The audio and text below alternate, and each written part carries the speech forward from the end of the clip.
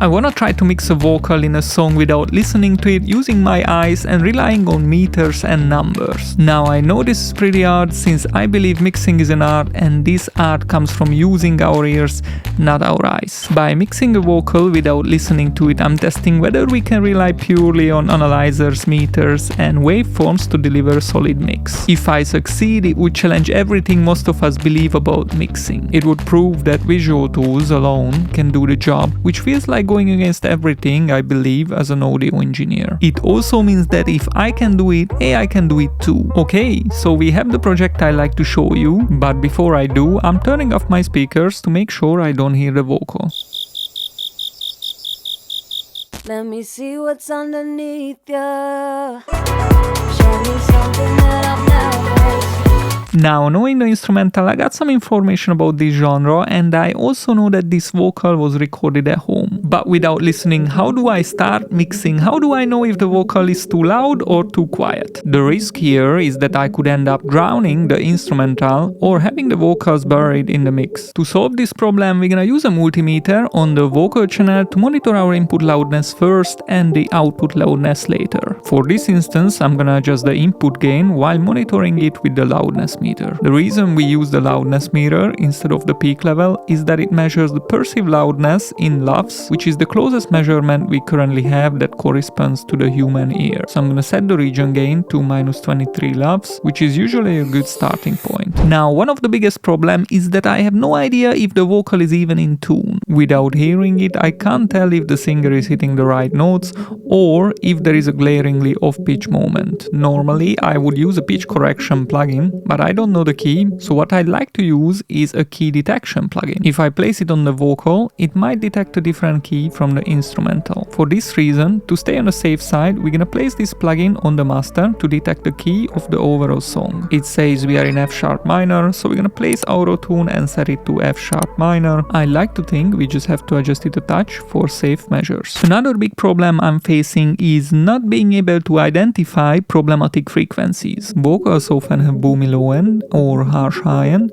and without listening, I can't tell where those problems are. Normally, we would sweep through the frequency spectrum to find those trouble spots. But right now, we only know the areas where boomy and harsh frequencies might be, and they might not even be there. One thing I know for sure is that we don't need these lows. Here, I have a choice. I can gamble and adjust these particular frequencies with an EQ, or use a sophisticated smart EQ to find those unwanted frequencies. We've placed sooth on the vocal, and from my experience, I know that most vocals have boomy frequencies around 300 Hz, so we're gonna attenuate that. Another part that normally harsh is the high mids. We do know this vocal was recorded at home, so we might go a bit more aggressive with this. One of the advantages is that sooth is actually dynamic, which adjusts these frequencies dynamically. This brings us to the next step. I need to control the loud and soft parts to keep the vocal consistent and smooth. Normally I would use compression to even things out, but I might squash the vocal completely,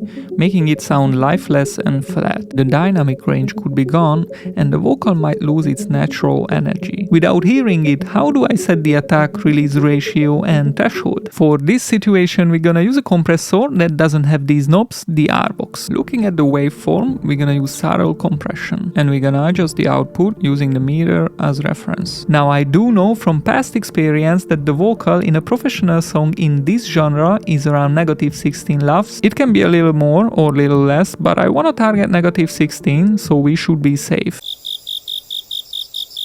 When mixing vocals, most of us love to add a nice sheen or warmth using analog emulation plugins. These analog style plugins add warmth, but if I push too hard, the vocal could end up sounding overly saturated or even distorted, totally ruining its clarity. I'm gonna use the Avalon emulation and I dial in a moderate compression based on the visual meters, trying not to push the vocal too hard, but I like to add a little bit of those highs. Boosting the high end is where things get tricky without hearing.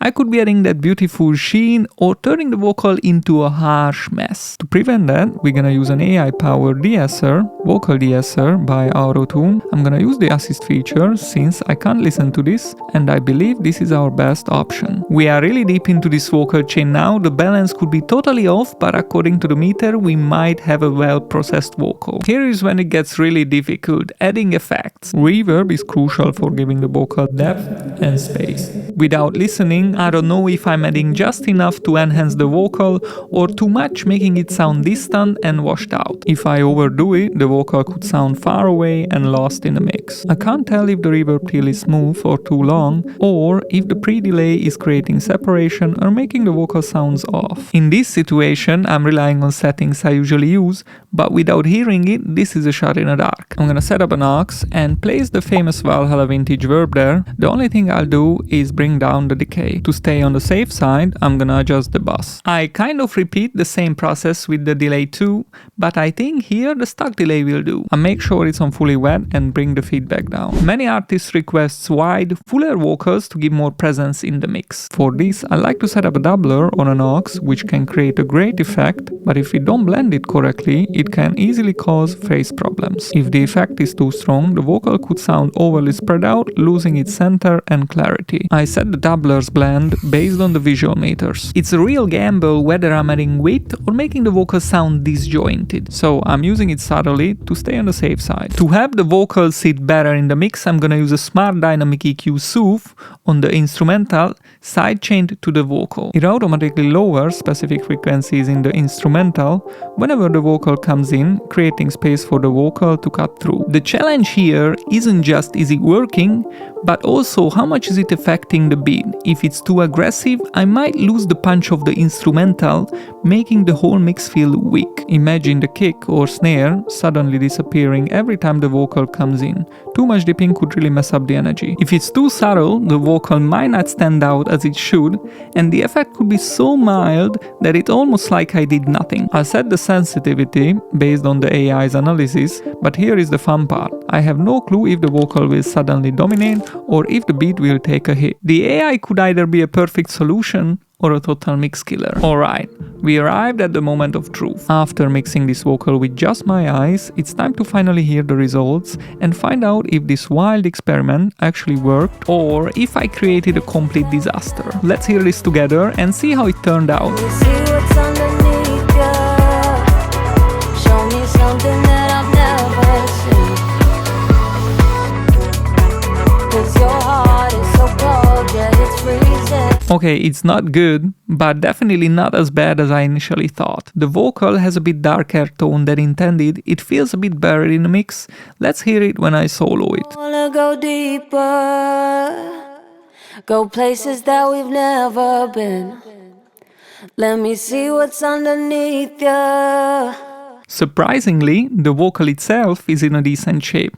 The essential elements like tuning and clarity are there, which is a win. I might tweak the EQ to add some high end and adjust the dynamic processing to make sure it stands out more. But what do you think of how the vocal turned out? Now it's time to make few adjustments using my ears and see what difference it makes. 'Cause your heart is so cold, yeah, it's freezing. But something got me mad about it, and I wish I didn't need this feeling. After making adjustments, the mix sound much more polished and refined. The vocal now has a brighter and clearer presence and it fits perfectly in the mix. But I have to admit, mixing without listening turned out better than I expected. It shows just how advanced our tools have become. This brings us closer to the future of AI-driven mixing. However, personally, I prefer a hybrid approach, using a vocal preset to get a solid bass and then making final tweaks with my ears. This leads us to the next topic that I already selected for you, so tap the video on the screen and I see you there.